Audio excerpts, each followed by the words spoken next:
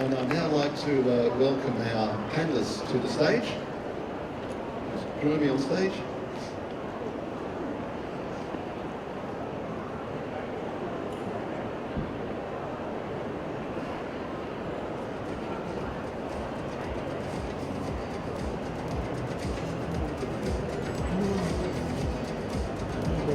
So just to briefly introduce our panellists, we have on my left here Subhra Chaudhary from AI Palette and Gerard Chia from Clay Capital. So gentlemen, if you'd just like to maybe briefly introduce yourselves and what your company does. Hello everyone, I'm Som, the co-founder of AI Palette. AI Palette helps the food and beverage companies create new products. For example, a company wants to launch a new beverage in a market like Thailand or platform and what kind of beverage they should launch next using the power of artificial intelligence. And we are a global data company. Hi everyone, my name is Gerard. I'm a partner at Clay Capital. We are a agri-food and venture fund that's been investing in agriculture and food tech for the last 10 years now. We manage a little over $200 million. We are backed by supranational investors, governments, banks, and some companies as well, also here in Thailand. Thanks, Derek. Well, we're here to talk about the intersection of food and technologies, but I mean, the question is, why do we need technologies in food at all? Right, I think to throw the question back at you, if you could redesign the food system today from the ground up, would you do it? Oh, geez, I think as long as the compensation were good enough, if Clay Capital are funding me, then I'd be happy to do that, Jared. Yeah. I think your question's right.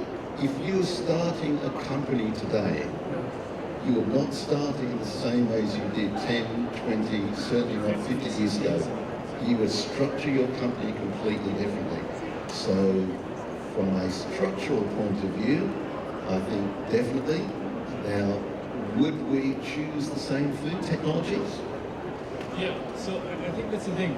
I think the technologies that we're looking at today, it's really to address some of these foundational flaws from the way that we've built the food system, right? So if we were to redesign it today, I think we'd probably not think about maximizing calories per acre, probably be looking at more nutrient-dense type of commodities, maybe more localized food systems instead of the way we've built the food system today. So I think we will do a lot of things differently. So why do we need technology? I don't think it's because technology makes it inherently better. I think it's because we're trying to address some of these, again, foundational flaws in the way we've built the food system 50, 60 years ago.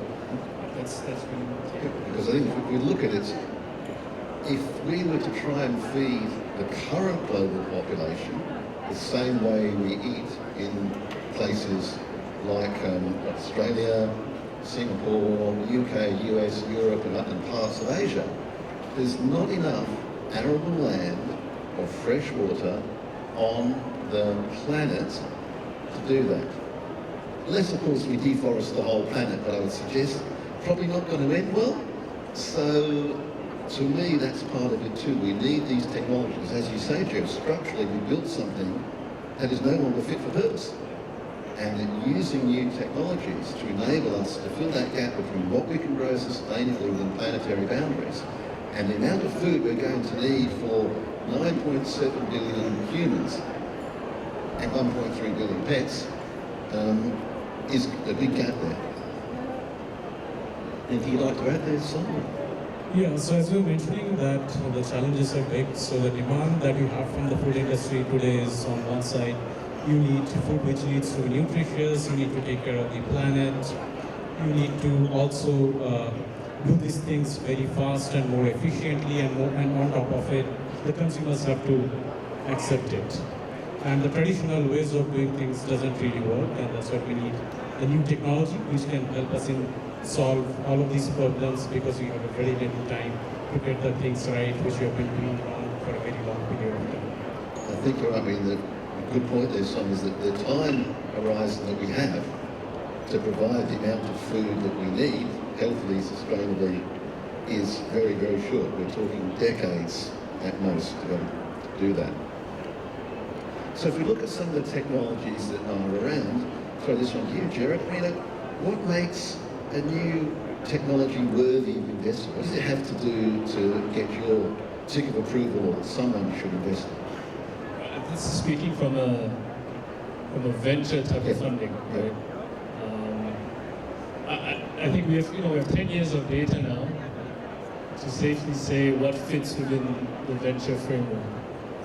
So I would say that, what have we learned in this 10 years?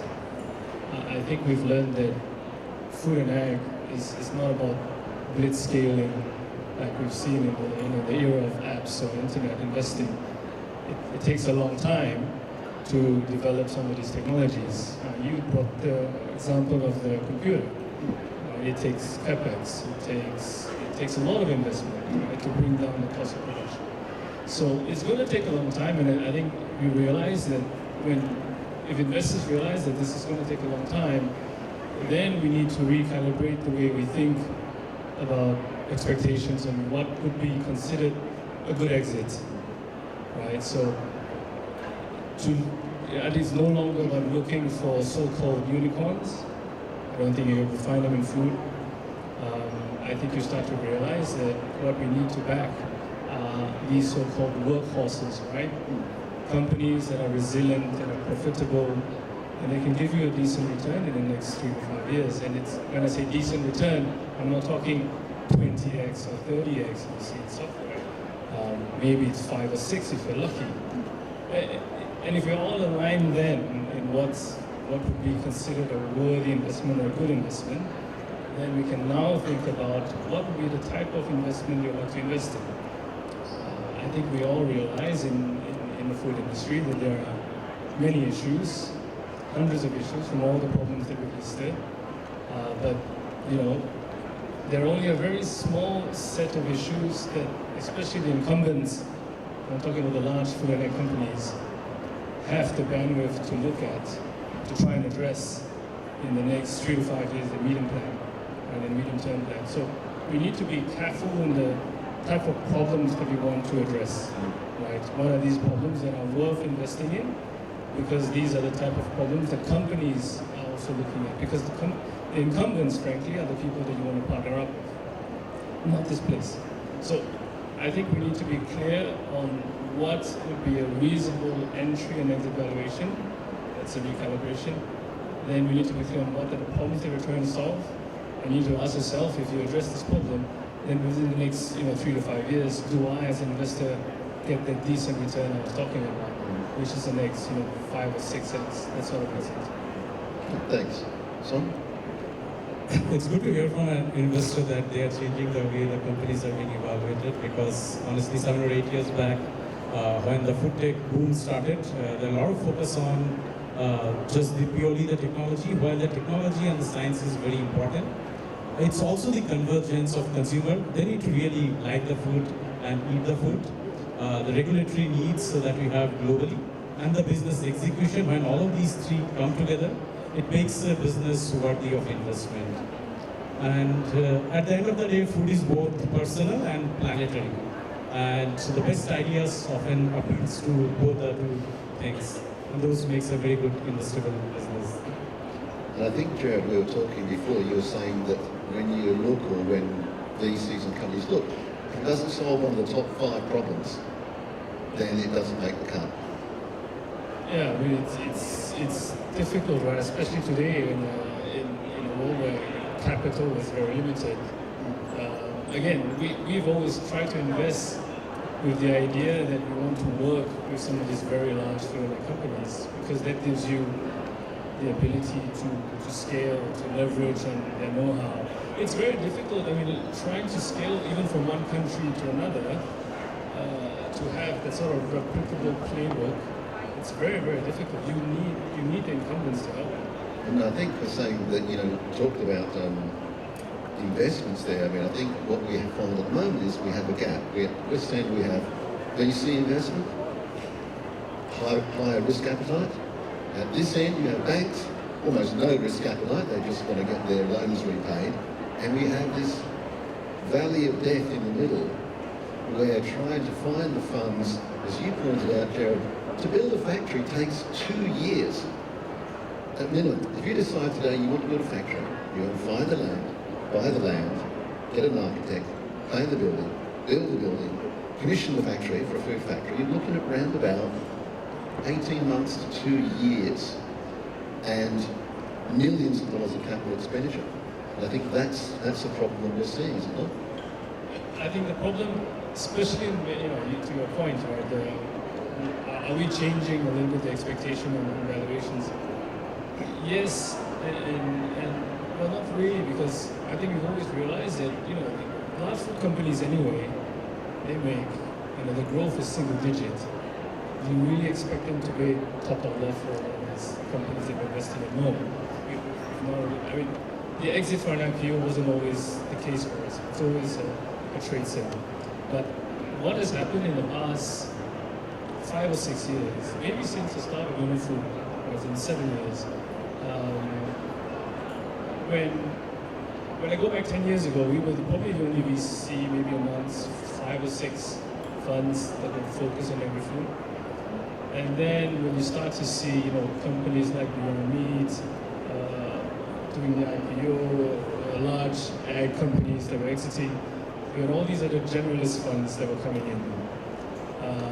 That really brought valuations through the roof, right? I think that's the issue of the gap. The gap is because the valuations were too high to support the widening expectation between where the company was and what these sort of investors were looking for in terms of a return. So the banks are there, yes, but I don't think we were fit for the right type of investors for the type of scale up in between the B, the C, and the D stages. I think it's interesting.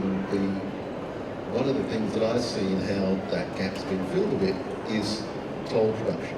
So someone who builds a factory, I think seeing some precision fermentation, where someone builds a factory and then they say, we will then make your product, or you can use our factory to make your product.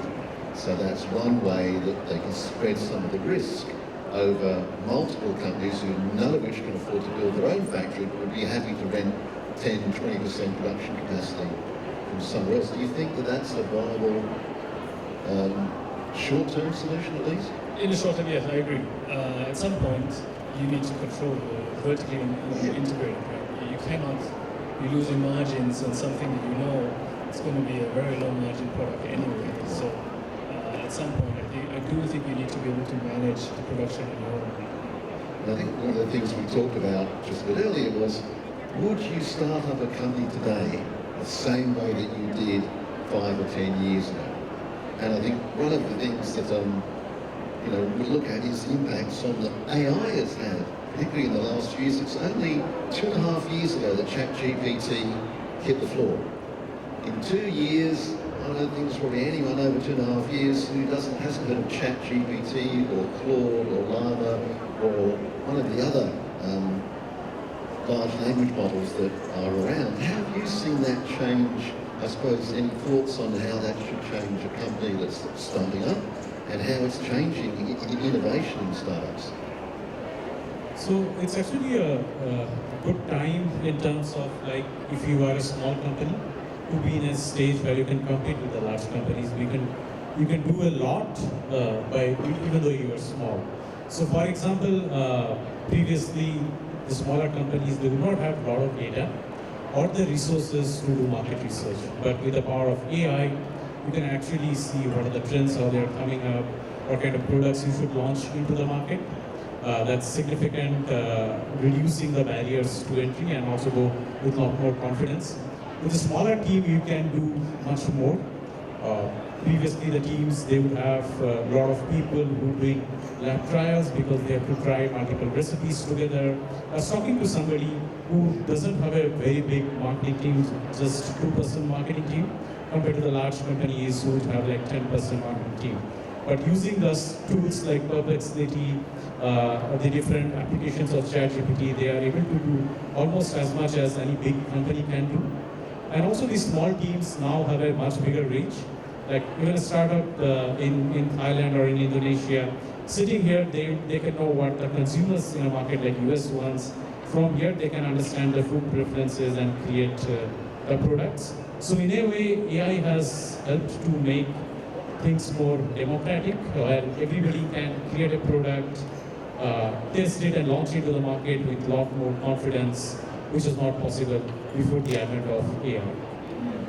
And I think that's the difference now if you look between traditional AI that we've been using, that you guys have been using for many, many years, and now generative AI, which produces novel output, produces novel things, versus traditional AI, and its output was determined by human programmers.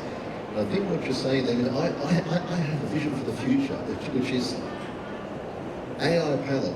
Please give me a formulation for a product that will sell well in Bangkok, that contains these flavors, this, from that. How much will it cost me? And they say, $250, Tony, thank you very much. Send it to my credit card. And that there's that democratization ability to cost-effectively generate formulations once only the domain of huge food companies. So do you think we'll get to that stage? Yeah, and that's like in the next couple of years that will be possible. Yeah, I think that's the thing, that democratization. I mean, I think also if you look at generative AI, if you look back 10 years ago, if you're a startup and you needed computing power, you had to go and buy all your computers, right? $500,000, $1 million worth of computers. Now you just go to Amazon's cloud services or Microsoft's cloud services. You can rent access to enormous amounts of computing power without having to pay them upfront capital. Same thing now we see with AI, with people like AI Palette. You go to AI Palette and say, this is what I want. You've got generative AI there as well, and you can help the consumers, or the startups rather, to see what consumers want by town, by city, by country, whatever they need to see. Yeah, and not just in months, which was the previous timeline, now in days or hours.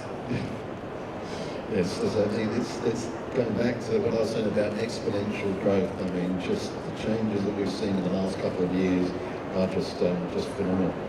So if we look at the new food technologies that are coming up, what do you think is going to be some of the really influential food technologies that we're going to see?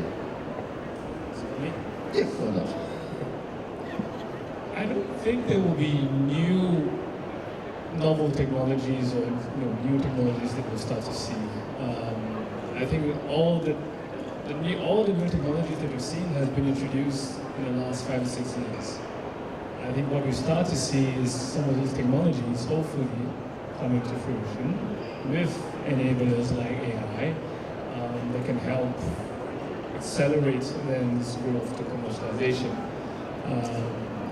I'm hopeful that, for in particular things around gene editing, for instance, I'm hopeful that as governments become a little bit more receptive, I think we start to see that even within Europe, then we can then leverage on these technologies, particularly the use of AI. I'm also hopeful that we will start to see technologies around circularity, again using AI to optimize supply chains, to optimize logistics, and hopefully that will happen. So these two things are ones that we're looking out for. Yeah, I kind of agree with Gerard. Well, the technologies won't be new, but I think they'll be commercialized faster and they'll be available, much more in the future. The one particular one that I'm more excited and looking forward is the cellular agriculture. While we may not have a lab or factory created steak, but you might see the hybrid versions coming into the market sooner. Yeah, I think that's an interesting point you make about the cultivated meat. We hear a lot at the moment around hybrid products, meaning products that contain both maybe plant-based and cultivated meat products, or contain mushrooms and even animal meats and things like that.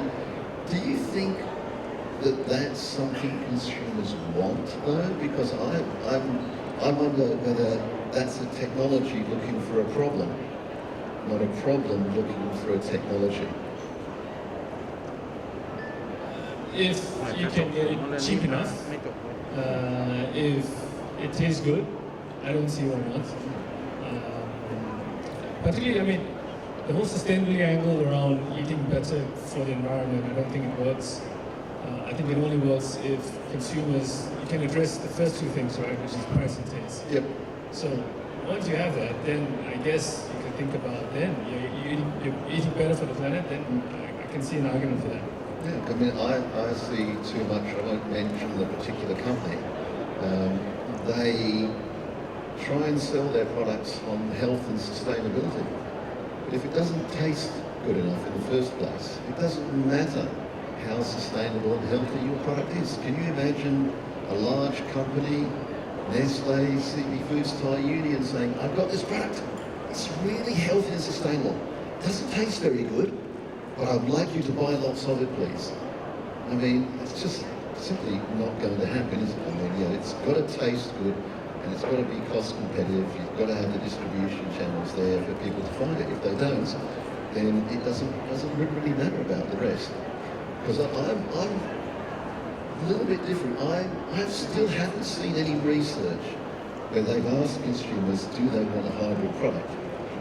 I'm wondering whether people say, I either want to eat animal meat, and on the days I don't, I want to eat 100% plant-based. I don't want this in-between stuff. I just want the real thing of meat or the real thing of plants. That's the question in my mind as to, you know, what will happen with these products. And I think we're going to see quite a few of them, as Tom was saying, cultivated meat. We're going to see a few of them in the coming years that'll answer the question.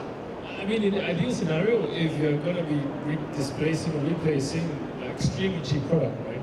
Like, say, a burger patty or chicken nuggets, there is no reason why these products can't be good for you, but also good for the planet. And if hybrid is the way to go, I would make the conscious effort to switch to these alternatives. Do you think there's enough consumers that would? This is the question that we don't know the answer to, isn't it? If the existing offering is nutritionally not great, I don't see why not. It's not great, but it's not great for the planet as well. It makes zero sense. True.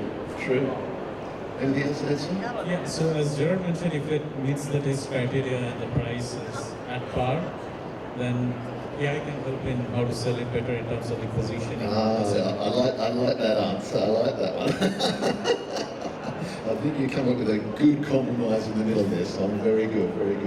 So I think it's one of those things that only time will tell what happens with these hybrid products. They had a bit of a surge a couple of years ago, then sort of went onto the back burner, and now with some of the cost issues that we're seeing, so they're coming back. So I mean, one of the things that I talked about in the intro there was, you know, all the, if not entirely new technologies, but all the new applications and the new products that are being used to manufacture. How hard is it to keep up, Gerard, with, you know, just what's going on out there, and how many applications do you get every day, week or month from people looking for funding? From startups in particular? Yeah. Oh, even more now today, because there are not many investors left. Not many investors that still believe in this. But again, I don't think it's difficult to keep up with new technologies, because frankly, a lot of it is not new. The inbounds that we've seen are this second wave or second generation or third even of startups that are addressing some of these same problems of the earlier first generation startups. But the difference is that these startups today are just a lot more capital efficient, a lot more careful with the way they're spending money, a lot more thoughtful with the amount that they want to raise and what valuations they're trying to raise. And I think the good thing is that they're trying to focus on making sure that their first product works. And, you know, be it on margins, be it on the market, and before they even think about, you know, expansion plans, right? The good thing is that now we can identify startups that are at least profitable within the next 2 years, very quickly, and before they've earned the right to think about expanding beyond their home markets. So it's not so much about trying to keep up with new technology, it's about, you know, trying to sieve through this second, third wave of technologies.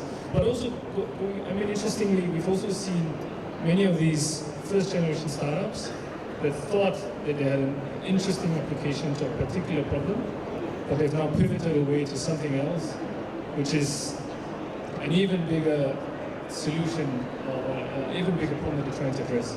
So we're starting to see some of these, I like to call them cockroach founders, right?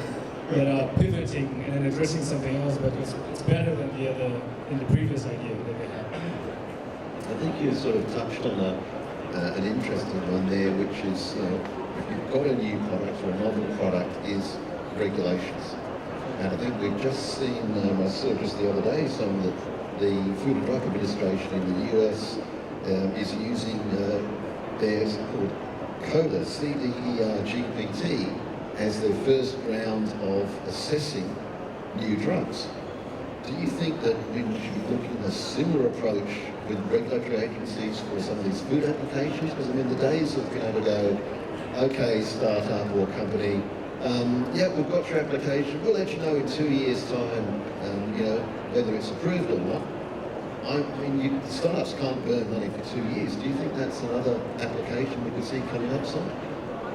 That definitely could be one of the ways to actually shortlist and figure out which are the ones worth looking at.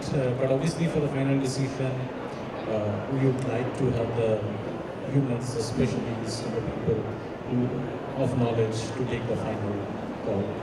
So really look at it as a first screening process to make sure there are no glaring errors which AI should be able to pick up, and then that does the grunt work, if you like, for months down to days, and then the humans can come in after that. Yeah, exactly. I mean, even today, like AI is still a tool which enables us to do things in a better and a more smarter and efficient way, and final decisions us humans will have to take. We've talked about using things like ChatGPT and the very generic models for maybe innovation. So do you see some of the AI agents coming in? Perhaps I'd like to just tell me what an AI agent is and then how that might be applied to specific problems in food. I mean, AI agents is the latest application of generative AI. So AI agent can essentially do a series of tasks which it is supposed to do, and also take a decision based on the outcome of that particular task. So think of it as like an intelligent assistant which can take decisions which you would be taking otherwise. So it saves you a lot of time which you would otherwise be spending to do things. So AI agents can, the future applications of AI agents in the food and beverage industry could be in terms of procurement, when is the right time to procure the ingredients based on the pricing of the commodities. That could be one. When the price drops below a certain level, it knows that that's when you should buy it. That's one of the examples. The other applications could be also in terms of the formulations and recipes. So the AI helps you in computing and come out with the different types of recipes, and you have the criteria based on which you need to make the decision. So the AI agents can help you there. The AI agents can also help when it comes to the customers' interaction and outreach. When the customers are looking to buy something on your e-commerce website, you can interact with the customer and guide them so that they are able to arrive on the right product and buy it. So you think that that could rapidly improve the cycle time for formulations and for getting products to market? Yeah, absolutely. So, and also previously you would have to try, if you're trying to make a simple juice, you have to make like 15 or 20 different iterations of it. And then you need to test all of them, and it's like days of work, and you make iteration again and again and again. So, I mean, with the use of the generative AI and the agents, you can come out with like 4 or 5 different iterations of the recipe, and you just make those, and basis that you select which is the one which is the most optimal for it. So, and it helps in multiple ways. You don't need an army of like junior food technologists whose job is to just create prototypes. Instead, one person can do the job for which previously you need probably 3 people, which would take a week. You can do it in 1 day or half a day's worth of time. mean, in the old days, I mean, well, and probably a lot of people still do that. We used to have big focus groups, and then from focus group to tastings and things like that. So do you think that the days of conducting huge focus group trials and tasting trials are on their way out? Yeah, so there are two types of focus group. Obviously, you do one is at the start of the innovation. So the focus group you can do to understand the consumer needs and trends. So there are companies like AI Palette already have the millions of data and it can tell you what the consumers like. The other option are the synthetic panels, where you have the different personas of the consumers that you have and you ask them the questions and you validate your hypothesis. So that definitely cuts down the time because you don't need to travel across a big country and talk to people in different parts of the world. And the best part is that you can, the iteration that it allows you to do. You can do it multiple times, the same thing, at a much lower cost.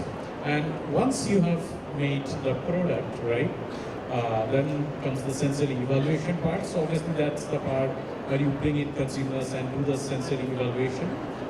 We are moving towards a stage where the artificial tongues will come into the picture. So instead of calling the consumers and asking what you can do, you can use the artificial tongues. Or you can use AI tools like Gastrograph AI, where they have the different ethnic groups and the regional preferences into their model, and you can feed into what is the sensory profile of your product, and then it gives you a score of like how likely your product is going to be liked by your target consumer group, and basis that you can decide whether to go with the same formulation and the same sensory profile, or you come out with a new one. Really good. Since we're talking about here, Jared, about making it easier for startups to do things, do you think that that's going to be a good thing or a bad thing for VC investors like yourself when it's so easy to do stuff that they're going to flood your inbox with new proposals? No, I mean, to some point, right? It's enabling certain tasks that needs to be accelerated. So when you think about first, I mean, when we've invested in things around precision fermentation, for instance, that's using AI for accelerating the discovery or design of certain enzymes, for instance, right? So at the end of the day, it's still the data that matters. It's still the training that matters, right? So I think it doesn't mean that this is going to make our work a lot more difficult just because it's easy for them. At the end, it goes back to the same fundamentals of when we look at a company, it's what is the problem that you're trying to solve in the first place, and whether or not AI helps you get there or not is, to us, it's a bit irrelevant. Yeah. Thanks. So I think the scene might be the opposite, because you need less people and less resources to do things than before. You may not need so much VC funding in future. And we are already seeing some of the examples in like software startups. So now with generative AI, you can do coding, so you don't need an army of developers. You can build an app very easily. You don't need a big marketing team. You can market it. So there are like a lot of more number of bootstrap startups coming. I agree. I think if you asked me before, now that we are in Fund 2, we've done 200 million. If you bring me back 6 years ago, I would think, we need to raise 300 million, 500 million for the next fund. But no, I don't think you need that sort of money to be investing in some of these technologies. I think you realize that, to your point, you don't need a lot of money to find good businesses and investable businesses. It goes back to what we talked about before. 10 years ago, you had to buy your own computers. Now you can just rent time in the cloud. You can rent AI capacity from AI Palette. You can pay a couple $100 a month for enterprise versions of the large language models and so on. So it really is, in some ways, it's a great time to have an idea. Great time to be investing. Good. I'd like to throw out for some questions to the audience. If we have someone with a microphone there, please. Have we got the audience questions? Hello. Have we got a microphone for the audience? Anyone got any questions they would like to ask the panel?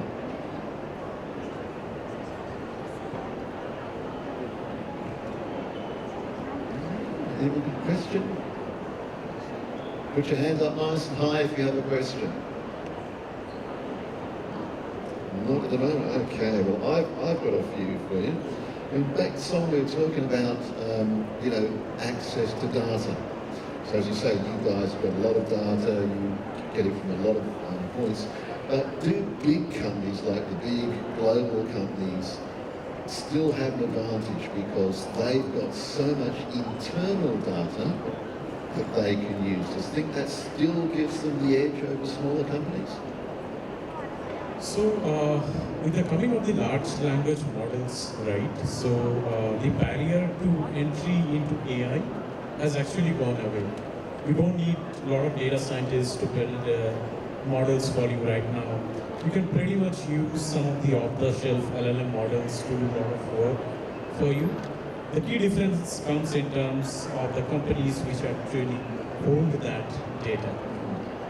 So in certain aspects, when it comes to, for example, consumer insights and consumer understanding, there's not much of difference even if a large Fortune 500 company has like research data over the last 10 years, because consumer preferences have changed so fast that anything before 2 years is not relevant anymore. Good point. But data, when it comes to some of the formulations, etc., can still be relevant because I was talking to a friend who is a R&D head of a very large multinational confectionery company in the US, and they said that he looked into the different formulas that were created in the last 5 years, and actually 80% of them were quite similar. And there's not much of differentiation over there. So his reply to the team was that team was actually not doing anything innovative or anything creative. They're just repeat and rinsing the same thing over and over again. So the data that tells them like what has worked with the consumers in the past and what has not worked for them. So they might still have an advantage when it comes to recipes and the formulation, but it's probably for a very small period of time, because now there are a lot of recipes which are being created and the synthetic data is being created, which will make the field much more level than before. So the difference between a small company and a large company was that, and you're saying it's now just shrinking to at some point really be quite negligible. That's right. Yeah, great. Do we have anyone that has a question for the panel? Any questions out there? Yes, the lady there, the question.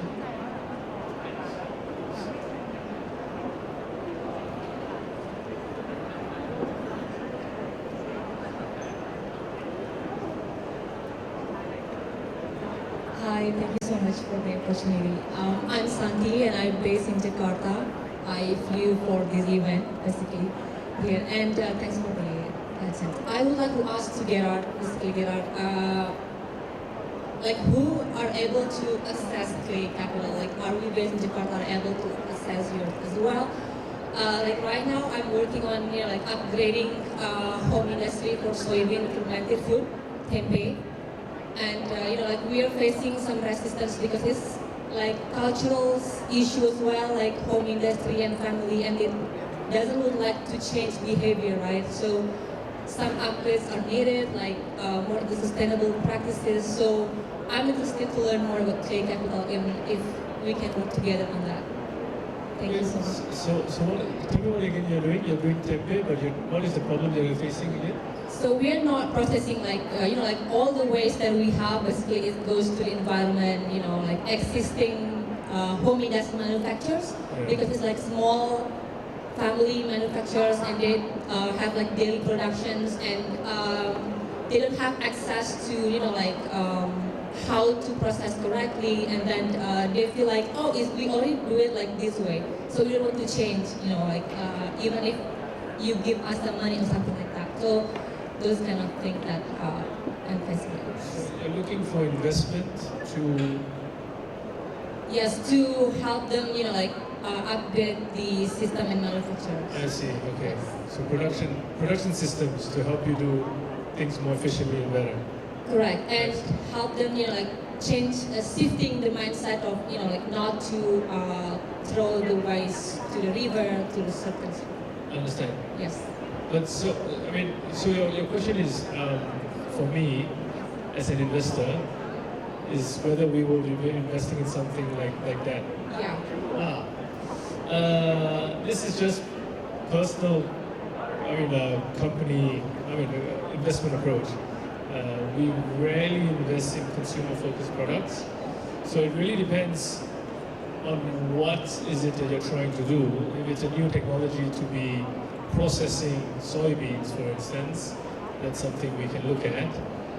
But if it's doing something or investing in some sort of machinery just so that your end product is more efficient, or the delivery to your end product is more efficient, it's not really something that we do. But there are other funds that do look at consumer type of investments, but it's less of us.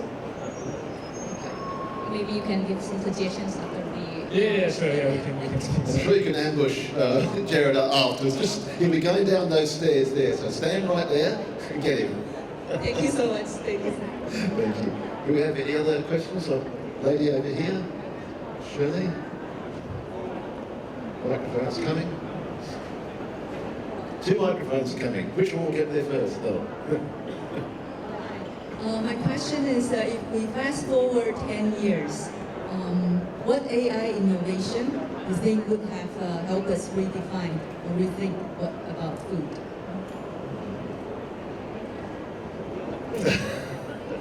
If you're a food manufacturing company,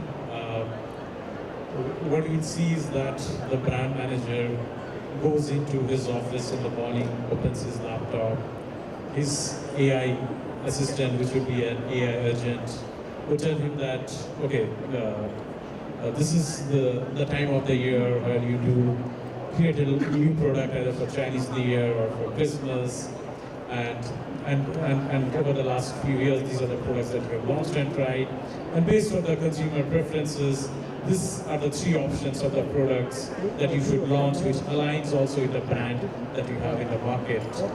And then the brand manager will select, okay, well, these 3 ideas, I like this too. Then what you will do is that it will generate the recipes, and then you will have to just like send, and it goes to the R&D head. And the R&D head looks into the recipes, and then he says, okay, let's create 2 prototypes, and he sends it, and the robots which are there in the lab actually creates the prototypes of those products, and in the afternoon the brand manager goes there, does the 2 products, and decides which one to take forward. Obviously there are like a few iterations of it, and then he moves into the product about more about the pricing strategy and the marketing strategy. So I'm talking about work worth 6 months being done in like 6 hours. So that is the world we would be looking at. And probably we don't have to wait 10 years for that. It should be here in another 5 years' time. I think I should take a slightly different approach to the other end, look at the consumer end. I think the biggest impact on the food industry is going to be consumer application of AI for their personal health and nutrition. That is what will drive the formulas that your gentleman gets from his agent will be driven by consumers' need for personalisation and what they see as being healthy for them. And I also see what we're seeing now come up is the overlay on longevity and aging. I think we're going to see an increasing amount of that driven by AI on what is actually good for us as absolute individuals. To just add to it, like our food would be as personalized as our music playlist, but it will look into our DNA and the genes, what we have eaten today, the day before, and also our health vitals. It bases that the food, the diet will be personalized. I'm not that futuristic. No, well, you're just a core VC, I know that, Jared, so don't worry. Well, I mean, again, it's not so much AI innovation, but it's, again, to your point, it's AI really enabling some of these things, right? So if I could pick 2, then it's one around being more efficient on gene editing, even if it means using AI for, it's the first layer of regulatory approvals, though I wonder if it's because he's 5 of his FDA, But the second thing, I'll be on robotics, because I do agree that it's going to be cheaper to manufacture, but we do need robotics, as I think Matteo was talking about earlier from Euromonitor, about the issue of the aging workforce, particularly at the farm level. Humanoid robots. Yeah, exactly. So, I mean, AI is going to help with that. I mean, I think those humanoid robots, and did you see the one where the robots ran the marathon? They didn't actually run when they were way behind the human, but I think that people missed the point. That's a walking robot balancing itself, walking 10 kilometers by itself. Whether it's fast or not, go back 5 years ago, nobody would have thought that was even possible given what we were seeing, even from Boston Dynamics. So I think that's the question. Anyone else have another question for the panel? No, not at the moment. Well, I think we'll just finish off with just a question here. So, how will AI change the roles in the food industry? I think you've touched a bit on this, Simon. So how would you sort of summarise the changes for the food industry and innovation? So I was part of a group which was organized by World Economic Forum to study the different industries and see, because of AI, which would be the roles that would not be relevant and which are the new roles which come up. Because this would have a huge impact, right? We are talking about where the population is increasing. If you don't need as many people to do the work for you, it's going to create a lot of other problems. So based on the research, what we found that 25% of the roles which exist today in a food CPG company will not be relevant 5 to 10 years from now. While there will be new roles that will come up, but it will not replace the same number of people one-to-one, because obviously you can do a lot more with AI than what was possible before. So, and the roles that would be impacted would be most of the junior roles, so that we know about, where they do the repetitive, iterative work again and again, where their managers should be allocating the work to them. So those kind of roles when it comes to content creation, people who actually work on the bench to create the prototypes, bring the recipes to life, etc. Those are people who are going and doing research. Like previously you use Google, you search, there are like 10 different pages open up, you are looking at like 20 different tabs, finding out pieces of information, putting it together. That was hard work. But now with the tools like Perplexity and all, you don't need those kind of work anymore. So those kind of junior roles will be gone. New roles will emerge, which is about people who are managing the content which feeds the AI, people who are looking into the AI ethics, and also ensuring that the AI models that are being built is making sense or not. There will be specified role also within human resources, which will have to figure out the roles which are impacted or made redundant due to AI, can then be given other kind of roles which they can do later on. Anything about that there, Jerry? Well, maybe the question for me is, do you think we are in an AI bubble now? And if the bubble bursts, what will be then the knock-on effect on some of these startups, right? Because I think there's been a lot of funding, and I can go back to one of our companies that we've invested in 2016. We spun them off from Trinity College. This company called Neuritas, at the time was already using AI to try and map out and to look at different side streams in food production, and to try and identify different peptides that could be beneficial to your health. Frankly, it has taken them almost 7-8 years now to get into a commercial product into selling.